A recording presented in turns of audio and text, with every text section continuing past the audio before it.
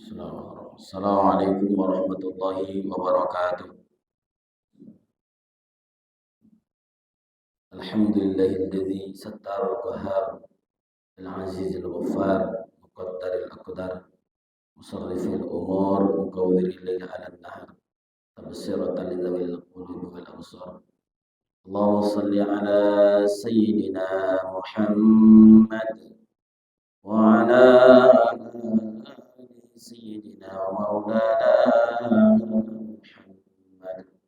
Allahumma salli wa sallim wa barik alaihi wa ala alihi.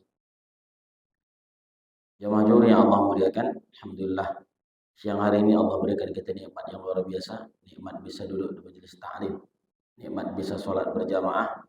Mudah-mudahan senantiasa nikmat itu Allah senantiasa tambah agar kita bisa istiqomah berjamaah dan bisa istiqomah duduk di majelis-majelis ilmu ini. Insyaallah amin ya rabbal alamin.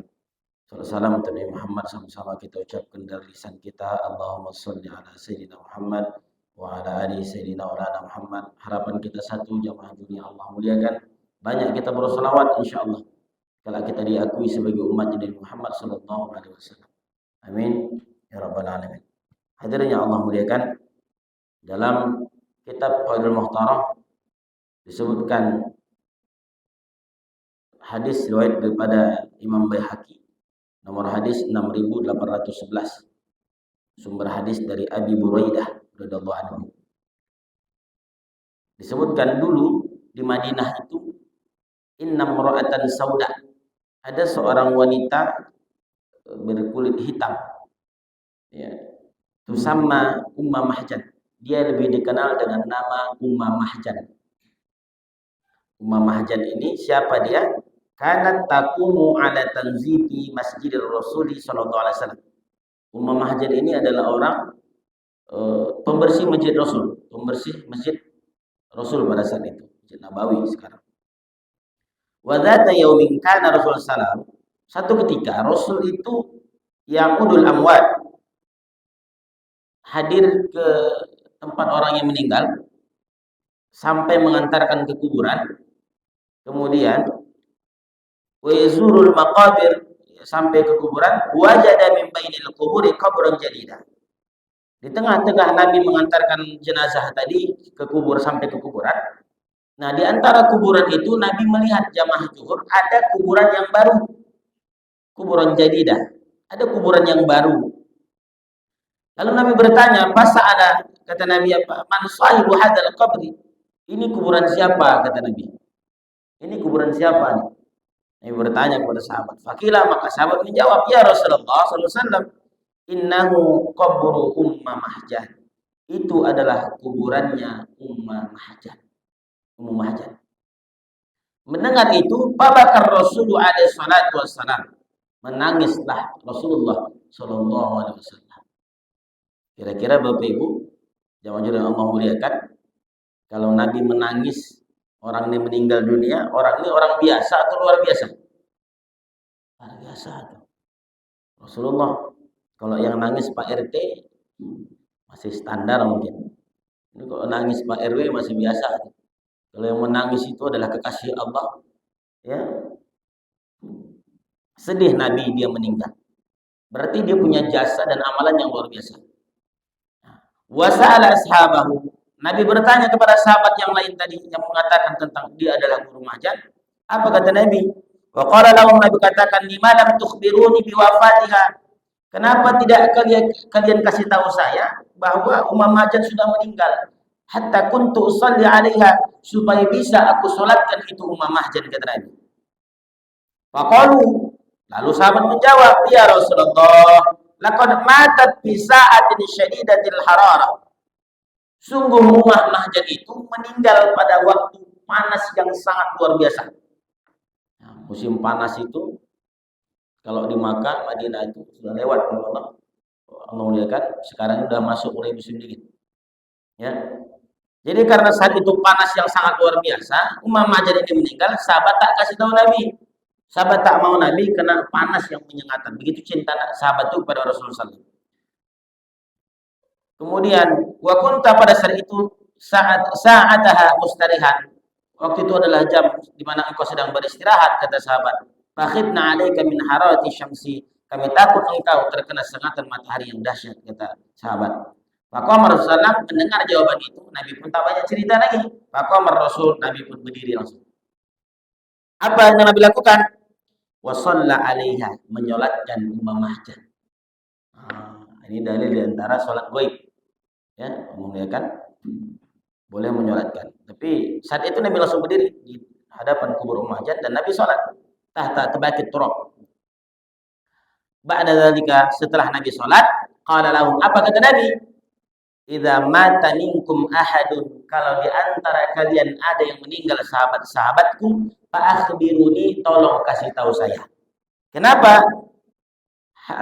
Fa akhbiruni bi mautihi hatta usolli alaihi, supaya aku salatkan kalian, kata Nabi. Sebab fa inna man sallaitu alaihi, maka sesungguhnya orang yang aku salatkan, kata Nabi, di dunia ini, kanat solati, maka solatku itu syafaatan lahu fil akhirah, akan jadi syafaat nanti di akhirat. Di solatnya Rasulullah, beruntung para sahabat memang yang disolatkan Nabi, karena Nabi yang menjadi imam solat itu, kalau di akhirat solat Rasulullah itu akan jadi syafaat untuk sahabat yang Nabi solatkan. Cuman kita juga tidak kalah beruntungnya juga Bapak Ibu.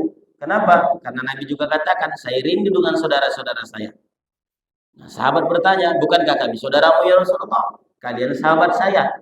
Siapa saudaramu? Saudaraku adalah orang yang beriman kepadaku, mengamalkan sunnahku, meskipun tak pernah berjumpa dengan aku. Itulah dia jamaah masjid Musholla Baitur Rahim Bang Riau Kipri. Amin. Ya Rabbal. Jangankan dianggap saudara Nabi oleh Nabi, dianggap saudara oleh ulama saja kita senang. Apalagi yang menganggapnya adalah aslah solihin, manusia soleh, tersoleh di antara manusia soleh, Rasulullah SAW. Hadirin yang Allah muliakan, singkat cerita, maka waba'da dzalika, setelah Nabi sampaikan sabdanya tadi, waba'da dzalika nada ala ummi Mahjan. Nabi pun memanggil Ummah Mahjan dalam kubur. Ini mukjizat Rasulullah. Dan saya tidak sarankan ini Bapak Ibu coba. Ya. Bahaya. Dipegang Nabi panggil Ummah Mahjan, wahya tahta turab. Ummah Mahjan itu di bawah dalam tanah, sudah dalam kubur. Apa kata Nabi? Assalamu alayki ya Ummah Mahjan. Ayil a'mali wajadti afdal. Jadi ini sebagai ilmu, kata Nabi, amal apa yang kau dapat di Ummah Mahjan yang paling afdal ketika di dunia. Maka setelah Nabi tanya, wasamatin Nabi pun diam. Karena yang mendengar jawabannya Rasulullah, sahabat yang lain tak mendengar.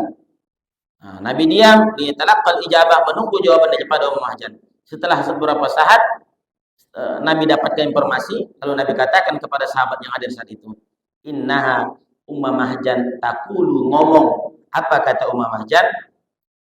Lam ajid afdala indallah min tanzifil masajid. Saya tidak mendapati amalan yang lebih mulia, afdal di sisi Allah itu, melainkan membersihkan masjid. Jadi Ummah Mahjan ini seorang wanita pembersih Masjid Nabawi pada saat itu, Masjidil Rasul.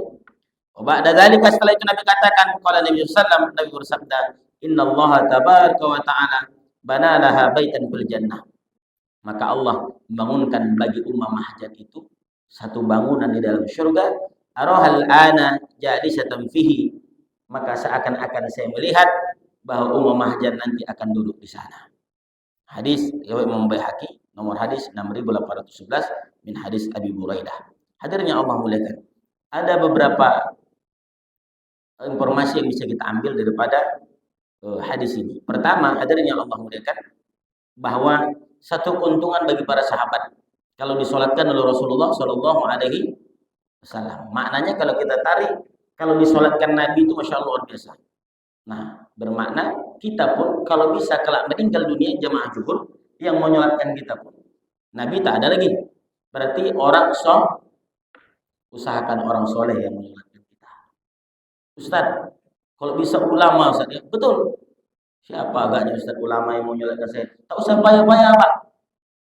Mudah saja. Caranya Ustaz, anak bapak-bapak yang hari ini umur 3 tahun, 4 tahun, 5 tahun, 6 tahun, pondokkan. Insya Allah, mudah-mudahan jadi ulama. Nanti dia yang akan menyolatkan bapak. Insya Allah. Amin ya Rabbal. Itu satu kebanggaan. Kadang orang tua itu mungkin tak punya dia harta yang banyak. Ya, ada anak itu mungkin tak kaya raya dia. Tapi saat anak itu menjadi imam sholat dan mengurus semua jenazah orang tuanya, maka saat itu hati orang tua itu senangnya luar biasa.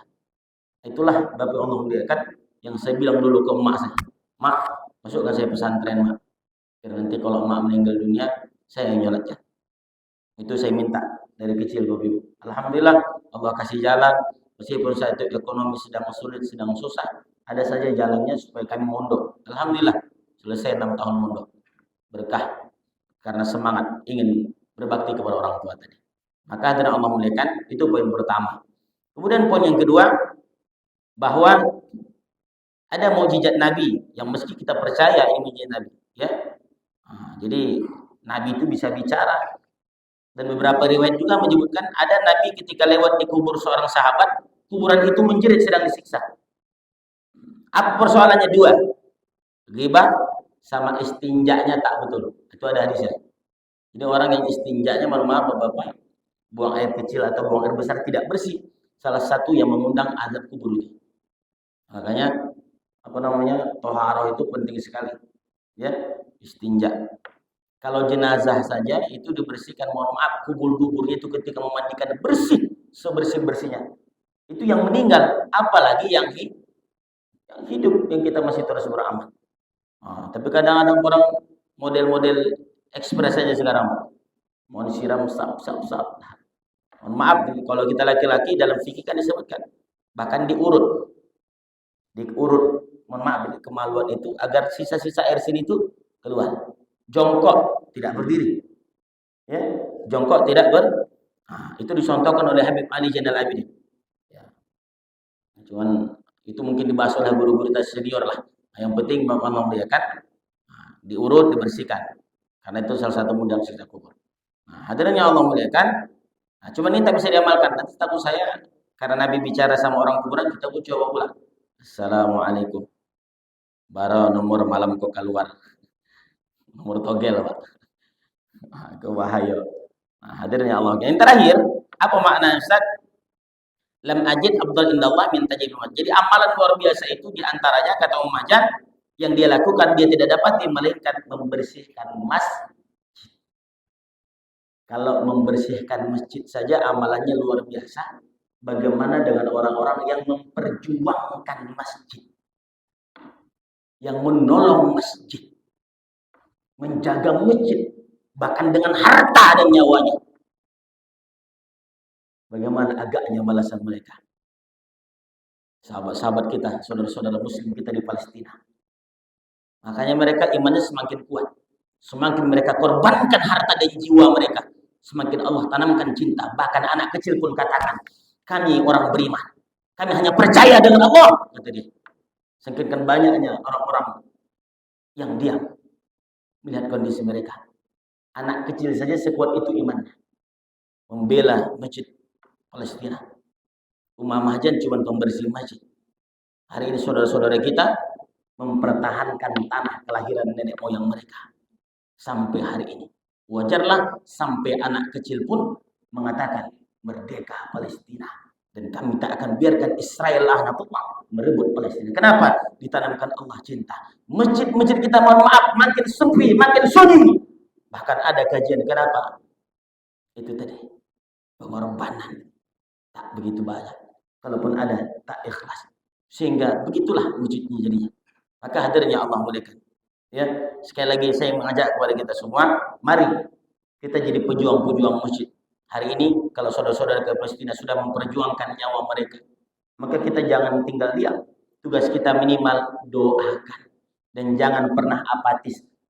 Kan kampung dia bukan kampung saya. Kan di Palestina bukan di Indonesia. Coba putar balik, Pak. Kalau terjadi di Indonesia dan mereka ngomong demikian, kan di Indonesia bukan di Palestina.